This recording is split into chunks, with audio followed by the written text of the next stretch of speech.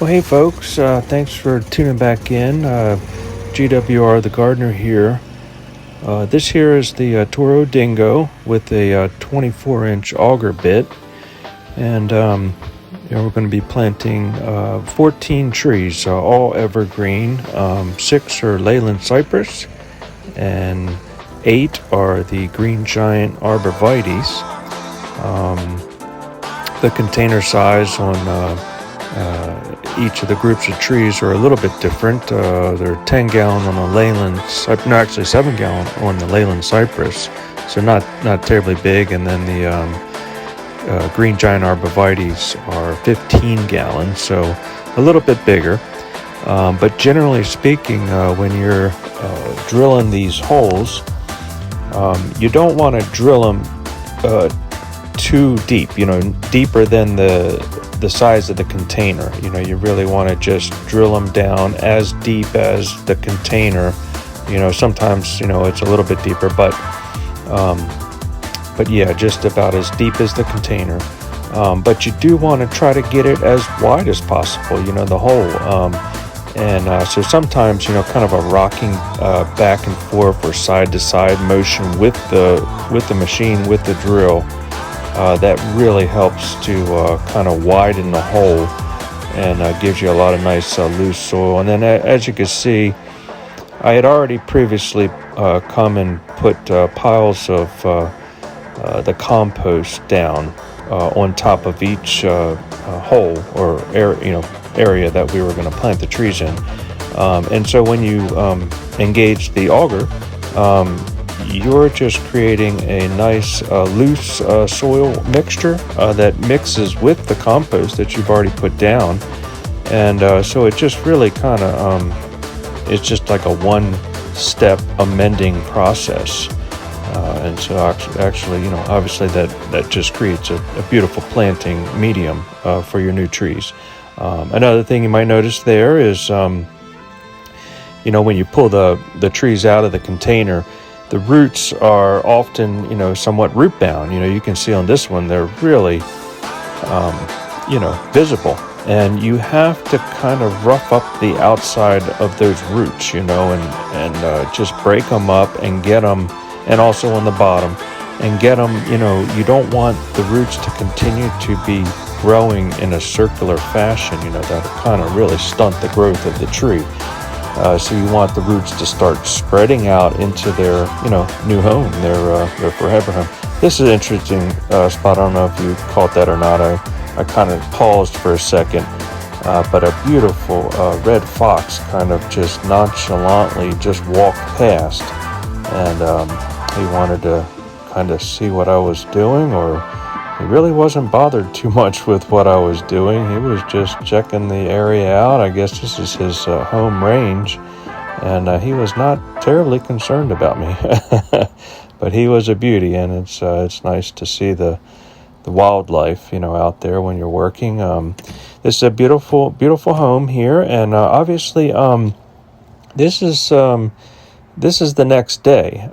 This is a multi-day process, this whole planting process. The first day I just, I delivered all of the trees and I unloaded them, and then I watered them, and then I went and got the compost and brought the compost back and dispersed the compost to all the 14 different locations. The second day was when I brought the machine, and then I unloaded the machine, I drilled all the holes, and then I planted all the trees. So on the second day, drilled all 14 holes, planted all 14 trees, loaded the machine back and brought it back because it was a rental. So I got the machine back. So this is the third day. And the third day is really consisting of, delivering the mulch, bringing the mulch, 2 yards of mulch. And it equated to basically one full 6 cubic foot wheelbarrow full of mulch for each tree. And, just unloading the mulch and spreading it. And, this is a bit of a hill here. And so when you are planting and mulching, you really want to kind of grade the soil and the mulch in a fashion where it's making more of a level top a level area around the tree.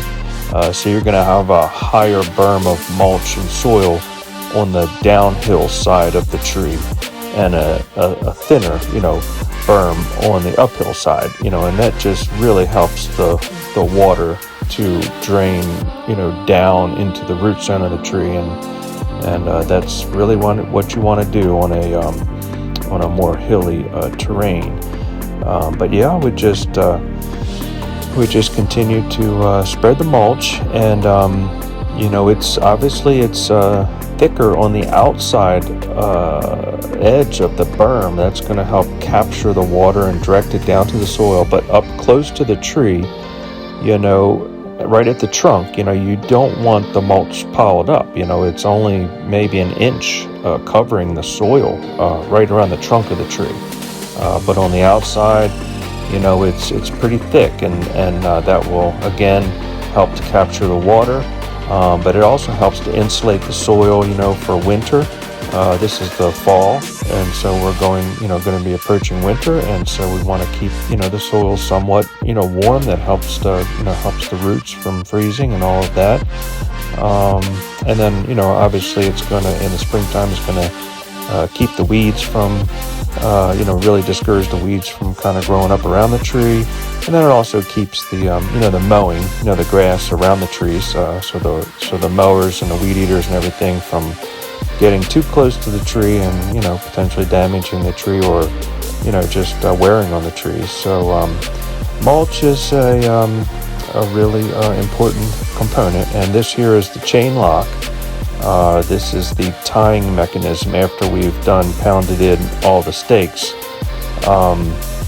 This is kind of a plastic interlocking chain lock product, and it really facilitates the tying up of the tree and securing it, so that the wind is not blowing around, rocking the root ball and breaking off the little root hairs, and it just really gives the tree a chance to root in and be healthy. And then luckily we had, right after I planted, that evening that I planted the trees with all of the nice composted soil, we got a tremendous amount of rain. So the soil was wet before we put the plants in. I watered them before they went into the holes. We got a tremendous amount of rain that evening, and then covered with mulch, and then going into this time of year, it's nice and cool. So that's planting evergreens, and thanks a lot for tuning in. GWR the Gardener here, and we'll see you again. All right, thanks a lot. All right, bye-bye.